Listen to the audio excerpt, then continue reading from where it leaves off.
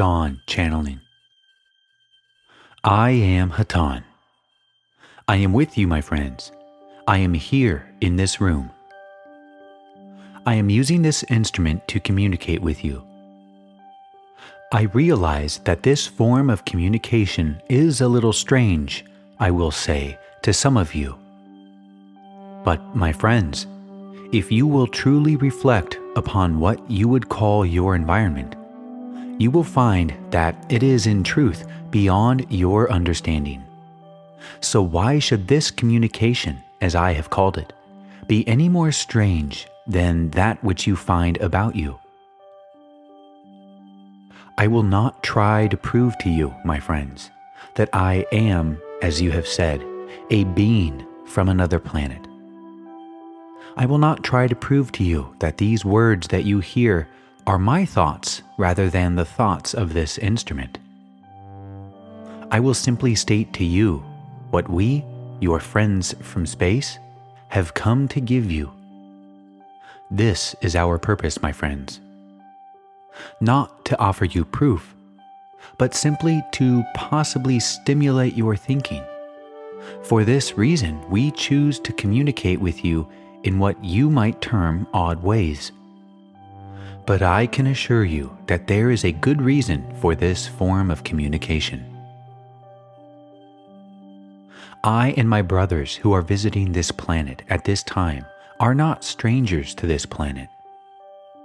We have been here many, many times in your past, and we will continue to visit your planet, and we will continue to work with your peoples. We are working with your peoples at this time in many ways.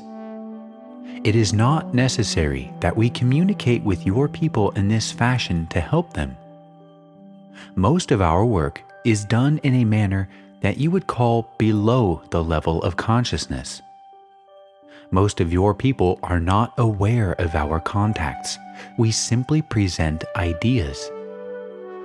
These ideas may be accepted or rejected by your people. We hope that in time, we will be able to lead your people out of the darkness in which they dwell. This darkness is not necessary. Your peoples may join ours in the light of the Infinite Father, as you would call that state of consciousness which is the oneness of the creation. We are here to help you understand. And my friends, your peoples need this understanding. In truth, my friends, this is all your peoples need, for in truth, this is all that there is. For when this understanding is acquired, all that there is acquired.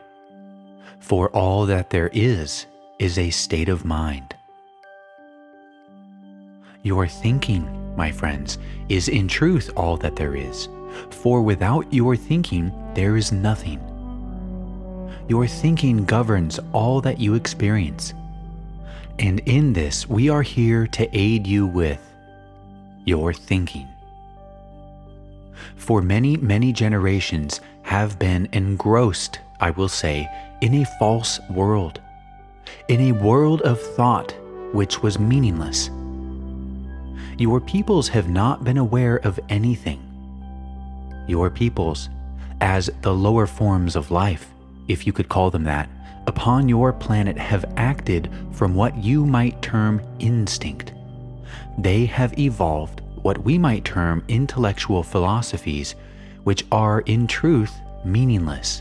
For my friends, you have no basis for understanding that can be termed intellectual.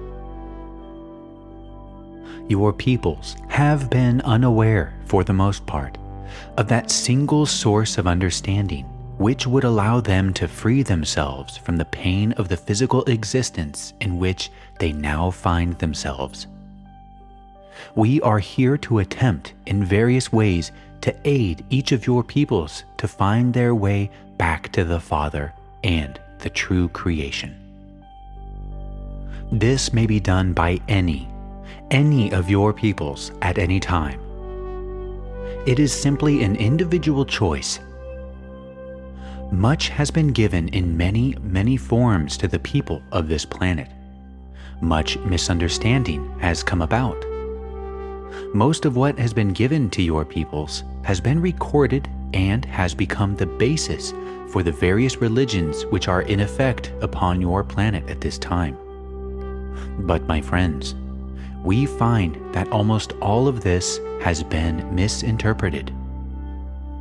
For this reason, we seldom try to communicate concepts of truth in what you would term a verbal form or fashion, for very little is accomplished. The misunderstandings that have occurred in interpretation in the past will occur in the present. We rely, therefore, upon a more satisfactory method of communication, one that does not depend upon interpretation of your languages. We are able to contact your people directly, mentally. But we are only able to contact them if they avail themselves to our contacts. It is not necessary that they be aware that they are availing themselves to our contacts. It is only necessary that they quiet their conscious mind and make themselves receptive to us. For those of you who are aware of our purpose, we suggest what you have termed meditation, for in this manner you will make yourselves receptive to that which we have to offer. We will only offer suggestions. We will only offer concepts. We will never impose our will upon your peoples. For this, my friends, would be breaking the very laws which we are attempting to explain or deliver into the consciousness of those who inhabit this particular planet. We find that on this planet, man has become engrossed in the intellectual creations or toys which he has devised to entertain him. Those creations may be what you term your world government or your scientific creations. They are, in truth, of no consequence, and are, of course, but a transient in the experience of their creators. You have but one thing that is not a transient. You have, my friends, only your thinking to keep for all of eternity, as you call it. Your thinking, my friends, is all you have to develop, and it is all that is really yours. The physical body in which you now find yourself is not, in truth, yours, and is transient. All that you create, whether it be material or whether it be intellectual, is transient. Your people have a way of engrossing themselves with these transients that I have spoken of. They have a way of becoming addicted, shall I say, to that which in truth is of very little importance. Your peoples today are involved in what you term your politics, your science, your business, and the affairs of your world. This has been the situation upon this planet for many centuries. Your peoples have so engrossed themselves in the study of these transient conditions that they have, in truth, lost that which is theirs as a gift of their Creator. We are attempting to bring to your peoples an awareness of that which is not transient. We are attempting to bring to your peoples that which will reawaken an awareness that in truth is all that there is. For, my friends, truth is all that is lasting, an awareness, my friends, of the true creation of the Infinite Father. This creation, my friends, is not a petty creation. It is not a creation of no consequence. It is not a creation that will be transient in the infinite scan of what you call time. The individual can select at any time to follow the proper path of true development or he may continue to involve his thinking with that which is of no real consequence. It was spoken to your peoples by your last great teacher that, when I become a man, I put away the things of childhood. An interpretation of this, my friends, is what I have attempted to give you. It is only possible to understand what we attempt to give you if you avail yourself to us through meditation. For the words which we are forced to use in speaking to you in your language are totally inadequate for the delivery of the concepts which we would attempt to present to you. For my friends, the first thing that we would attempt to do is to help you become aware of the creation. This creation, my friends, is overlooked by your peoples. This is something that is difficult for us to understand. We cannot understand how your peoples can stand upon the surface of what you call a planet and totally overlook the creation of the Infinite One. For this, my friends, is all that there is. There is nothing but this creation, this infinite creation of the Infinite Father. This creation, my friends, is far more fantastic than any of the toys of your civilization. Become aware of this first, my friends. Use your time for meditation and contemplation of the true creation, that which is you, and that which surrounds you. Become aware of this, my friends, and you will begin to understand what we are attempting to deliver unto you. Your peoples are not even aware of themselves. This awareness will grow as you avail yourself in meditation. As this awareness grows, you will more closely attune your thinking to that which was intended by the Creator of us all. As your thinking becomes more attuned, you will begin to experience that which was intended. This has been experienced by some of your peoples. It may happen at any time and in any physical incarnation, as you speak of it, and this may have occurred to you as an individual in some earlier experience. We are suggesting that you utilize in the fullest extent the opportunity that you have in this experience to, shall we say, revitalize this awareness. We have difficulty, my friends, in communicating these concepts. We have difficulty in using this instrument, for there are no words within your language. There are no concepts within your language for this communication. We can only suggest to you that there is much, much beyond that which your civilization is presently experiencing.